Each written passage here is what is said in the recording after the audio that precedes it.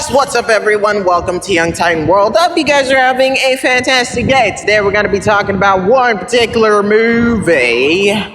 A movie that, quite honestly, it's not among like the big ass companies like Paramount or freaking Netflix.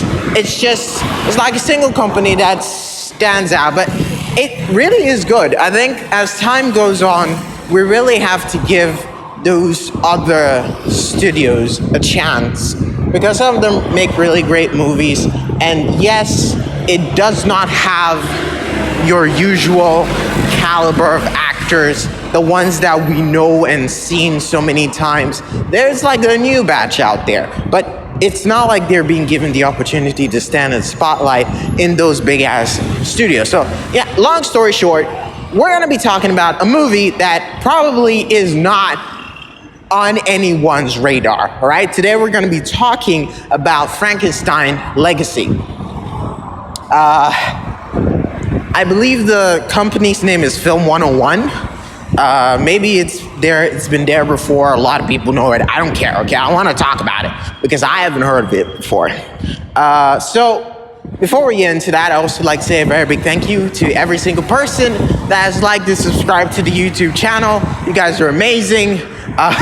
We're at 950 subscribers, pushing higher numbers, and I can't say how much I appreciate your love and your support. And thank you so much. Today yes, as I said before, we are going to be talking about it. And let's get right into it, shall we? Now, of course, it has brought up the very British side of me, so apologize if my accent goes that way. Frankenstein Legacy is about Frankenstein's diary, and how it makes its way through time and into the hands of a woman who loves her husband so dearly that she's willing to bring him back from the freaking dead.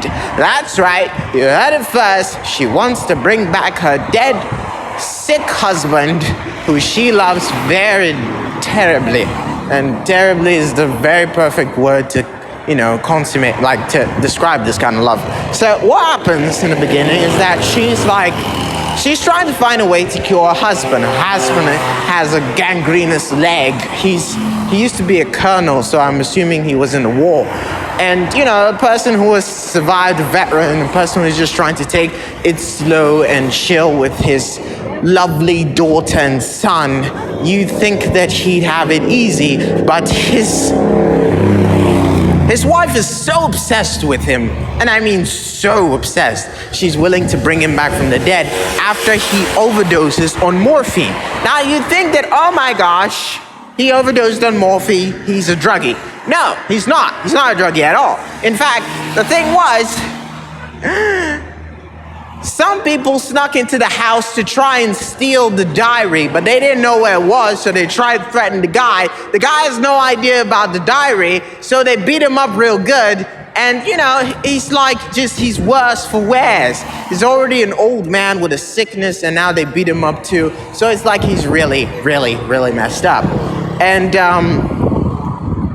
he also can't go on because, the gangrene is always spreading. So if the more he's left alive, the more the gangrene is just gonna go crazy on him. So what the wife decides to do is chop off that leg. Yes, that's right. She puts him into sleep and then she chops off that leg. Now once she chops off that leg, it's really insane because once he wakes up, he feels the pain and he's absolutely terrified, and he realizes what his wife has done. He does not stand for it, so he's like, get out, get out, get out. He sees the morphine that he's about to throw, he doesn't throw, he swallows it up, he dies.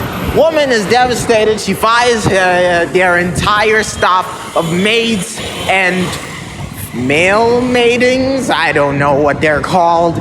Anyways, with all that drama that goes up in the wind, son who is taking care of an asylum that is filled with people, rather, not so feminist men and racist people. Yeah, like all those things above.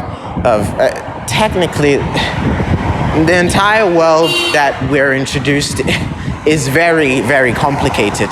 But yes, back to the woman and the fact that she got her husband killed, for obvious reasons.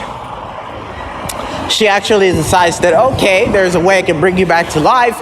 And she does, but she needs the body parts of people, not necessarily dead people, because she starts off with dead people and she's like, oh my God, it's progress, but he's not saying anything. He's more like ooga booga, not really making any words come out of his mouth. If I have more living flesh, I would probably be able to reincarnate my dead husband who has no soul anymore. Yeah, so she's motivated to actually capture people who are alive.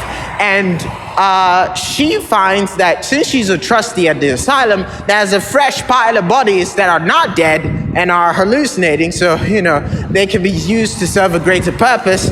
And that's where the whole idea for her getting her fresh supply of bodies from the asylum comes from.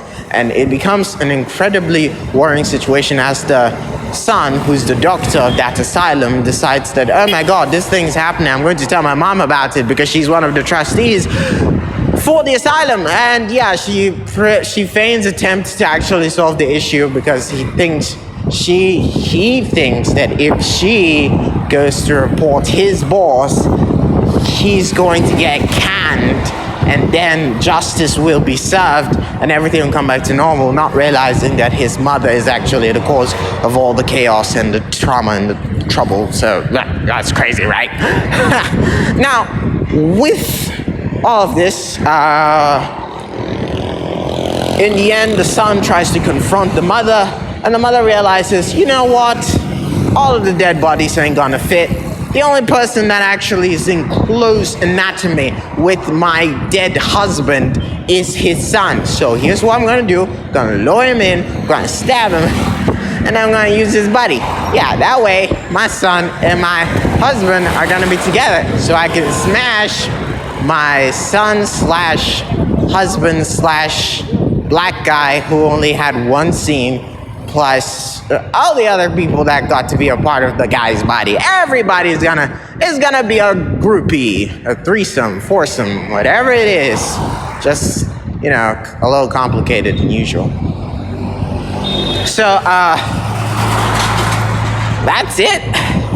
That's it. Yeah, but I mean, they kill the father because he kills his wife, who he feels absolute hatred for.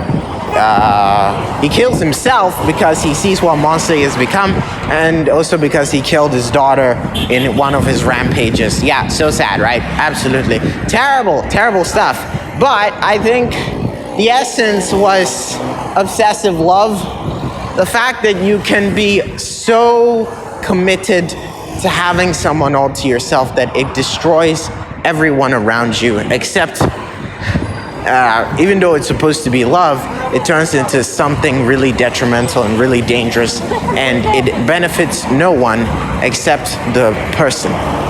In one scene, the son calls her love selfish and, not beneficial to anyone else except herself, which is sad and which is really crazy. So, I guess you could say that with all that happens in this show, or all that happens within this movie, it tells you the cost that comes with, being in love with someone who's desperately obsessed with you. Although, it's a rare conditioning, and I'm not sure it happens to everyone in this world, but, it is definitely an issue if you think about it. Everyone has a path that they're set on. And it could be that when people's paths align, it becomes problematic. So,